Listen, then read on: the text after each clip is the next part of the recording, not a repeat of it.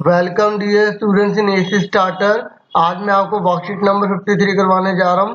ये जो worksheet number 53 है ये आपका सब्जेक्ट साइंस से रिलेटेड रहेगी और क्लास 9 की मैथ्स की वर्कशीट मैंने बना दी है। आप डिस्क्रिप्शन में लिंक में सीधा वीडियो पर पहुंच जाएंगे।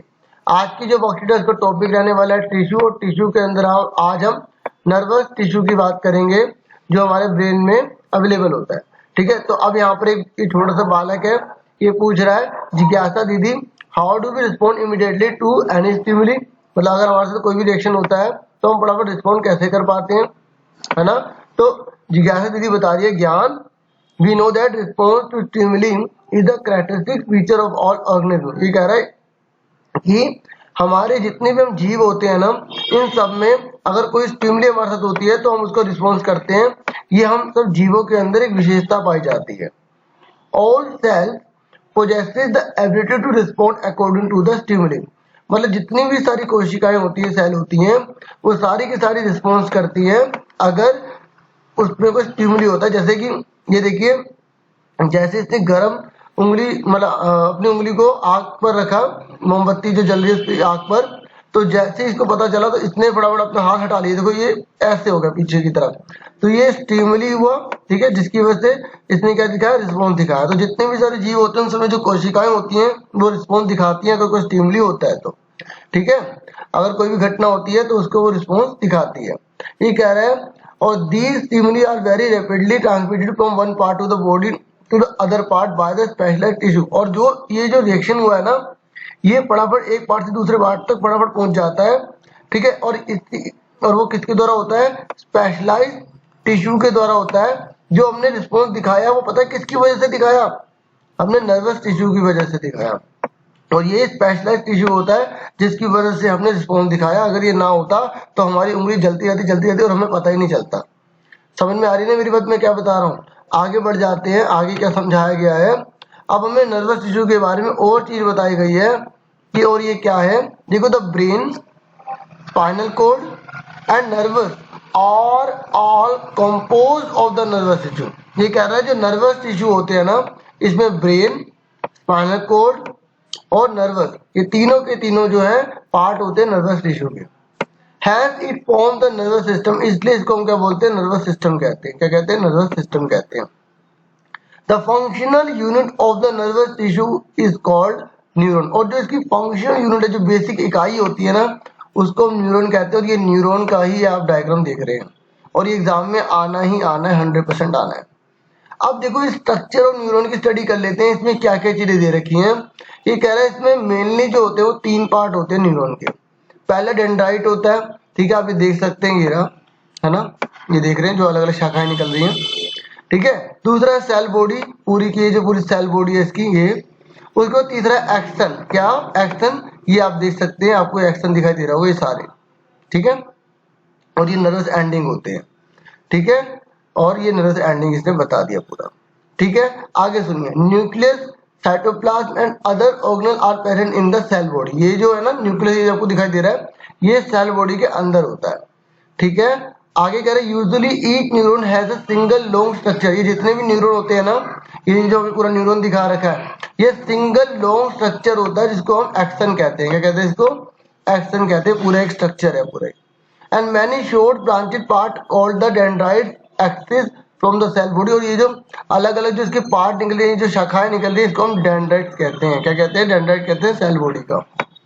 एन इंडिविजुअल नर्वस सेल में be up to the metre long. ये कह रहे हैं अकेली जो नर्वस सेल होती है ना, वो 1 मीटर लंबी भी हो सकती है।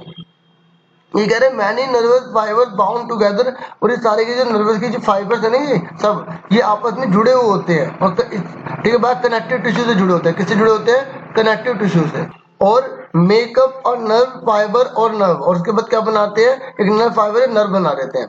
अब हम पढ़ लेते हैं कि जो न्यूरॉन है, जो पढ़ने जा रहे हैं ना, इसके फंक्शन कौन कौन से हैं। तो इसके जो फंक्शन है उसकी स्टडी कर लेते हैं हम, ठीक है। देखिए इसने बोला है, the electrical signal transmitted through nerve fibre is called nerve impulse. ये कह रहे हैं इलेक्ट्रिक सिग्नल जो है ना वो ट्रांसमिट होता है, ठीक है, नर्व फाइबर से। उसको हम नर्व इम्पल्स कहते हैं। ये नर्व इम्पल्स ही जो है सूचनाओं को लेकर जाता है, ठीक है, आगे इंफॉर्मेशन को कैरी करता है। जैसे हमारा हाथ जल रहा था तो फटाफट इसी के द्वारा आगे जाएगा, ठीक है, जो केमिकल में होता है, फिर केमिकल से वो इलेक्ट्रिक सिग्नल में कन्वर्ट होकर आगे बढ़ता चला जाता है। Dendrite of one neuron remain in contact with the nerve ending of the other neuron. ये कह रहे हैं जो डेंड्राइट होते हैं ना एक न्यूरॉन के, वो कांटेक्ट में रहते हैं दूसरे नर्व से, किसके द्वारा, एंडिंग, जो नर्व एंडिंग हो रही है उसके द्वारा दूसरे से जुड़ जाते हैं। इस तरीके से transmit the nerve impulse from different part of the body. इस तरीके से यहाँ से जुड़े होते हैं सारे, आगे आगे आगे ले जाके इंफॉर्मेशन प्रोवाइड करते चले जाते हैं from different part of the body to the brain.